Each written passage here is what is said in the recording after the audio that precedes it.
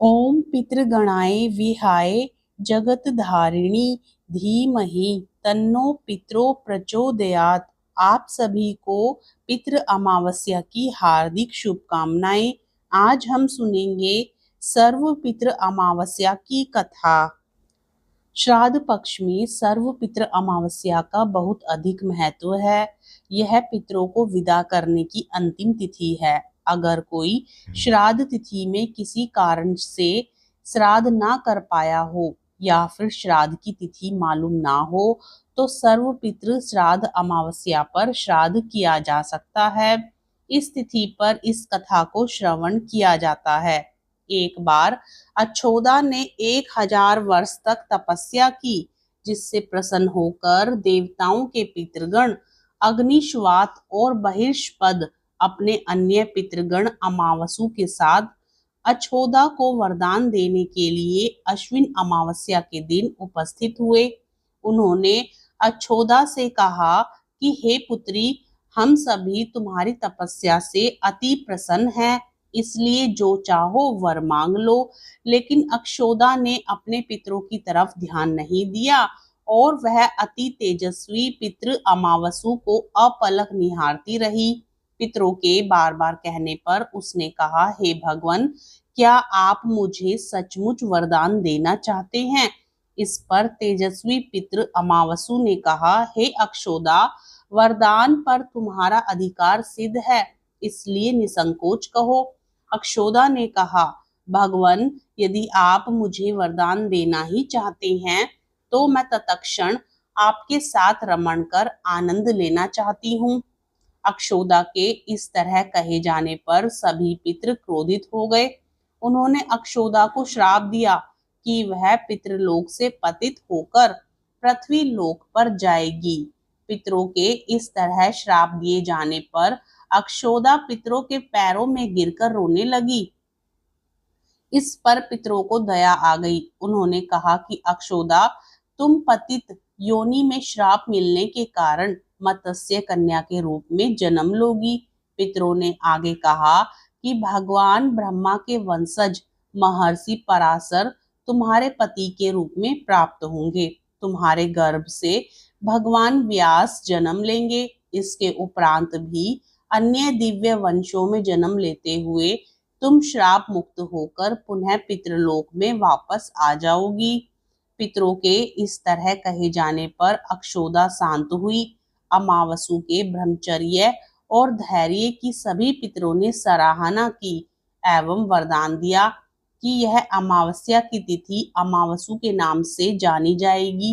जो प्राणी किसी भी दिन श्राद्ध ना कर पाए वह केवल अमावस्या के दिन श्राद्ध तर्पण करके सभी बीते हुए 14 दिनों का पुण्य प्राप्त करते हुए अपने पितरों को तृप्त कर सकते हैं। तभी से प्रत्येक माह की अमावस्या तिथि को सर्वाधिक महत्व दिया जाता है और यह तिथि सर्व पितृ श्राद्ध के रूप में भी मनाई जाती है। उसी पाप के प्रायश्चित हेतु कालांतर में यही अछोदा महर्षि पराशर की पत्नी एवं वेदव्यास की माता सत्यवती बनी थी। तत्पश्चात समुद्र के अंशभूत शांतनु की पत्नी हुई और 2 पुत्र चित्रांगत तथा विचित्र वीर्य को जन्म दिया था। इन्हीं के नाम से कलयुग में अष्ट का श्राद्ध मनाया जाता है। अब सुनिए अमावस्या माता की कथा। पौराणिक कथा के अनुसार एक राज्य में एक गरीब ब्राह्मण रहता था। पैसों की कमी के कारण उसकी पुत्री का विवाह नहीं हो पा रहा था। अपनी गरीबी से परेशान होकर एक दिन ब्राह्मण दंपति ने एक साधु से उपाय पूछा तो साधु ने बताया कि पास के गांव में एक धोबिन है जो अपने बेटे और बहू के साथ रहती है।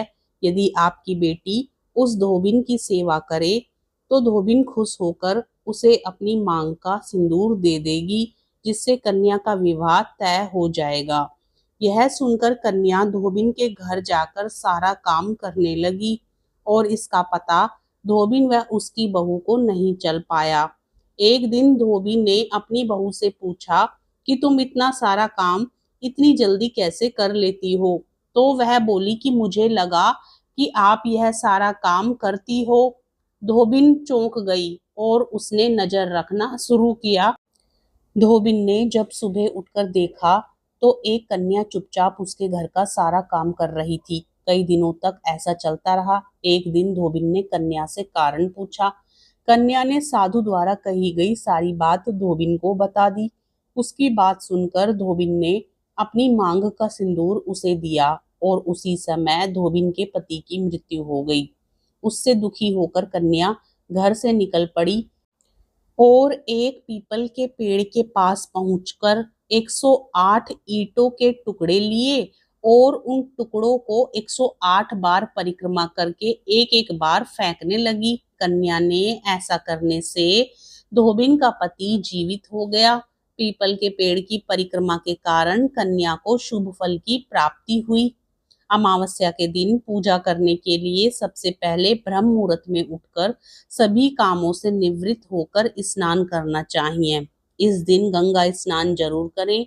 यदि आप नदी में स्नान नहीं कर सकते हैं तो घर में ही नहाने के पानी में थोड़ा सा गंगा जल डालकर नहा लें। इसके बाद सूर्य देव को अर्घ्य दें।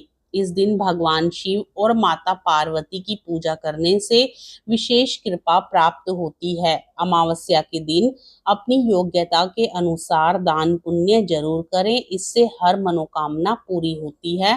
पितरों की शांति के लिए तर्पण श्राद्ध आदि कर सकते हैं। ये वीडियो आपको पसंद आए तो लाइक करके चैनल को यदि आपने सब्सक्राइब नहीं किया है तो सब्सक्राइब जरूर कीजिएगा।